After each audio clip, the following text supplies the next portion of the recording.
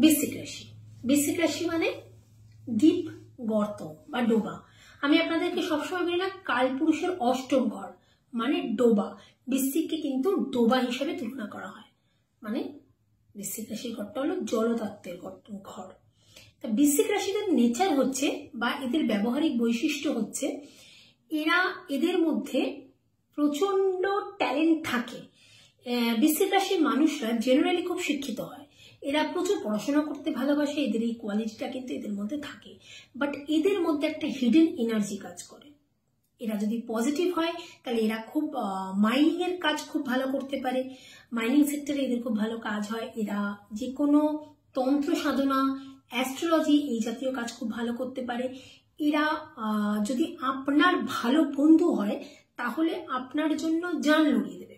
কিন্তু এরা যদি আপনার সাথে শত্রুতা করে বা আপনি যদি এদের সাথে কোনোভাবে এদের সাথে আপনার বিবাদ বা কোনো কিছু লাগে, এরা কিন্তু আপনার সাথে এমন শত্রুতা করবে যে আপনার জীবনটাকে একদম দুর্বিষহ করে তুলবে। বৃশ্চিক রাশির নেচারটা কিন্তু এরমই হয়। এবং এদের সাথে যদি আপনি কোনোভাবে কোনোদিন ভুলবশত কিছু ভুল করেও থাকেন, এরা এই জায়গায় সেটা রেখে দেয়। তার রিভেঞ্জটা এরা কোনো না কোনো একদিন নেবেন। কিন্তু এরা ভালো হলে খুব ভালো, বই বলে না ভালোর ভালো খারাপের খারাপ, এরা হচ্ছে সেটা। এরা হচ্ছে ভালোর ভালো খারাপের খারাপ। কিন্তু এদের হয়তো আপনি ভুলবশত এদের সাথে কিছু একটা কোনোভাবে আপনার আপনি হয়তো স্বেচ্ছায় কাজটা করেন উনি, কিন্তু এরা সেটাকে মাথায় রেখে দেবে। আপনার সময় বুঝে সুযোগ বুঝে এরা ঠিক তার রিভেঞ্জটা কিন্তু নেবে। এটা হচ্ছে বৃশ্চিক রাশির নেগেটিভ নেচার। বৃশ্চিক রাশি যদি পজিটিভ হয় তাদের পজিটিভ নেচার খুব ভালো, এরা প্রচুর পড়াশোনা করে, এরা মেন্টালি খুব পজিটিভ হয়, এরা খুব ভালো বন্ধু হয়। এটা হচ্ছে তাদের পজিটিভ চন্দ্র। সেটা বৃশ্চিক রাশি বিশাখা নক্ষত্র হোক, জ্যেষ্ঠা নক্ষত্র বা অনুরাধা নক্ষত্র হোক। কিন্তু যদি এদের চন্দ্র নেগেটিভ হয়ে যায় তাদের কিন্তু এদের নেচারটা এরকম নেগেটিভ হয়ে যায়। আলটিমেট তো ঘরটা ডোবা এবং কালপুরুষের অষ্টম ঘর না, তো এই ব্যাপারটা এদের মধ্যে থাকে। এদের এনার্জি পয়েন্ট কি হয়? এদের এনার্জি পয়েন্ট হলো ঘাটুশ্যামজি। ঘাটুশ্যামজি বলে একটা মন্দির আছে, সেটা রাজস্থানে আছে। এই মন্দিরটায় যদি এরা যায় তাহলে, এই মন্দিরটা যদি এরা 2বার কি 3বার যায় তাহলে এদের মধ্যে যে নেগেটিভ এনার্জিটা, এই নেগেটিভ যে এনার্জিটা কিন্তু অনেকাংশে ঠিক হয়ে যায়। সবার মধ্যে তো নেগেটিভ এনার্জি থাকে না, যাদের মধ্যে থাকে তাদের কথাই বললাম। তো অনেকাংশে ঠিক হয়ে যায় যদি এরা ওই মন্দিরে 2বার থেকে 3বার যায়।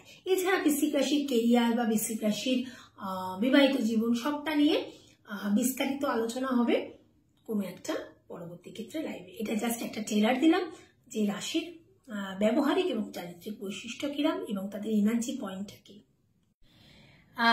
রাশি তো বললাম, রাশির প্রকৃতিও জানতে পারলেন, কিন্তু দেখা গেল আপনার পেট খারাপ হয়েছে।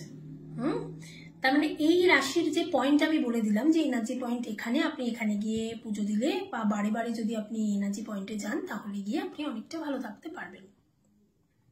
কিন্তু দেখা গেল আপনার পেট খারাপ হয়েছে, পেট খারাপের কারণটা জানতে হবে আপনাকে।